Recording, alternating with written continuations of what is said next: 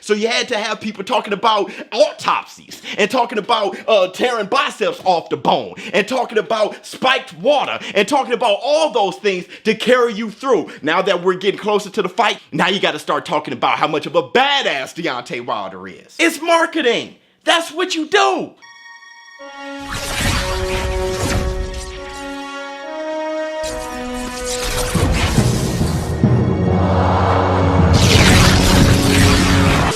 Hi, this is Joe Cortez. You're watching ShowBizz, The Adult.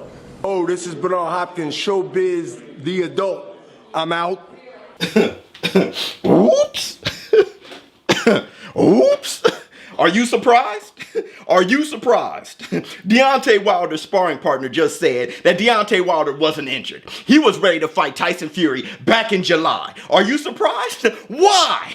What's up, my people? This is ShowBizz, the adult. All right, man, look.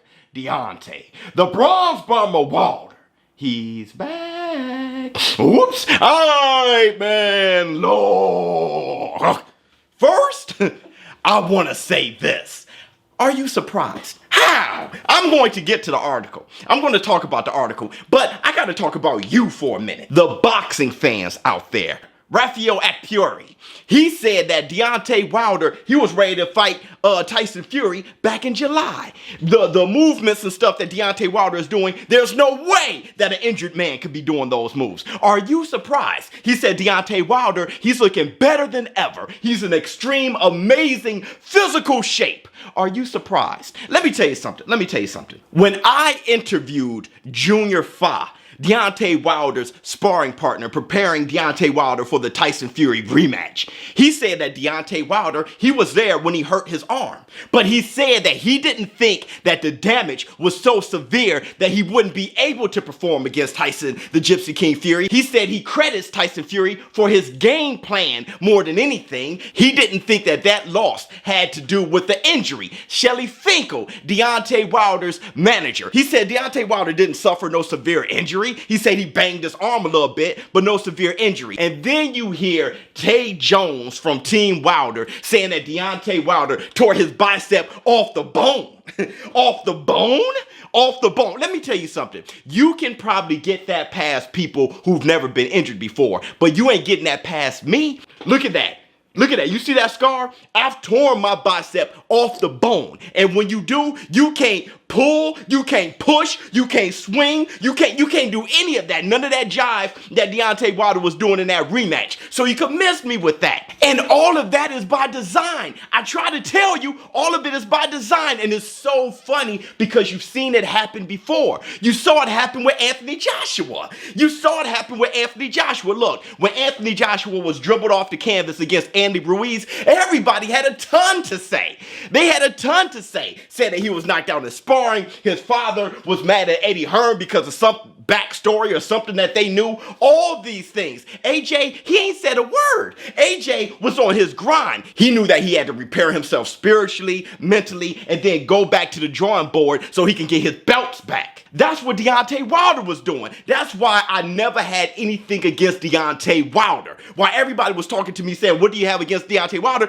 Nothing. Deontay Wilder's doing what he should be doing. He was focused on getting himself back together. He's ready for Tyson Fury come December. He didn't say a word. AJ, he was quiet too. Why? Because you're going to let them do what they do. Let the media do what they do. Let all of the rumors happen. You go ahead and do that because it keeps the fight up. You keep building up the fight that way with the conspiracies. AJ, he did his job. AJ isn't part of the media. AJ is a fighter. He did his job. Deontay Wilder, he doesn't have to control the media. He's doing his job. He's a fighter. And believe me, I have nothing against other media platforms. I love the sport of boxing. If you love boxing, however you cover it, I got you. We all good. If we all love the sport of boxing, however you cover it, that's just how you cover it. But I'm talking about the fans. If I tell you that if you jump off the Empire State Building, you'll sprout wings and fly away, would you do it? I can tell you anything, but it's up to you to decipher it. You got a mind of your own. You know Deontay Wilder didn't have a dented skull.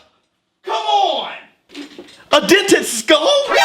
Do you know what that means? A dented skull? Deontay Wilder's sparring partner said Deontay Wilder was ready to come back and fight Tyson Fury back in July. The only thing that stopped that was the pandemic. You don't come back within 5 to 6 months when you have a dent in your skull. Hell, even if you want to be that insane and put yourself out there and put your health on the line, your boxing license would be in jeopardy because there's other people that's involved with your health and other people can be held responsible, so your license would be in jeopardy. Do you know what a dented skull does? The pressure it puts on your brain and what it takes to fix that? Taking a piece of your skull off? You know Deontay Wilder didn't have a dented skull. Give me that Tyson Bell. Come on, man. Y'all know better than that. And now Deontay Wilder's in the best shape of his life. Deontay Wilder went back to the drawing board like he's supposed to do. While everybody was talking, Deontay Wilder was over there, shh. Now, I do think that Deontay Wilder hurt his arm. And I do think he had to take the rest of the week off so he could be ready for fight night. What I don't think is that he tore his bicep off the bone. What Junior Foss said made sense to me. That he hurt himself and he was like, uh-oh, but he didn't think it was too severe. And Shelly Finkel, what he said made sense to me. He banged his arm a bit. Y'all smarter than that. Y'all know better than that. Let me read this article. Y'all got me sweating. Y'all got me sweating. Let me read this article. It says Deontay Wilder in amazing physical shape for Tyson Fury trilogy clash. Let's see what his sparring partner had to say. Look at this. Here we go right here. He will beat Fury if he sticks to the game plan from his coaching staff. And I know that he has all of the physical tools. Right now, he is in amazing physical shape. That I can tell you for sure. You will see a completely different Deontay mentally, like I said, and physically, in the ring. When the bell rings again for that third fight, that I can tell you. He goes on to say, you're going to have to wait for Deontay to break it down and address those rumors. And you're talking about all the injuries and all those things. You got to wait for Deontay. He says, listen, I can tell you from my conversations with Deontay that he was ready to fight Tyson Fury in July. I can tell you from my conversations with Deontay. Look at this. The only reason why he didn't fight Tyson Fury in July was because the fight was moved due to the coronavirus pandemic and the lockdown that came after that. He goes on to say he does the same workouts that we've been doing. I don't know how somebody can be injured and do all that. It's really hard stuff. I can tell you that for sure.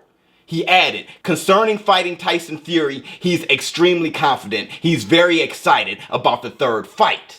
I can tell you for sure that he's very hungry and he's trying to get back into the ring as soon as possible. He's in great spirits, excited to get back to fight Tyson Fury. He had to get back spiritually and mentally right. He's excited again. He's hungry again. It sounds like Anthony Joshua, doesn't it? Anthony Joshua said the same thing. He had to lose his belts to get that hunger back, that desire back. He had to lose his belts. The championship belt, that stuff, it starts to corrupt you. You start waking up in silk pajamas, like Hagler said. You got to take an ass whooping to get better. I've been saying that forever. Where's the Tyson Bell? Let's ring this. And you're probably asking yourself, why now?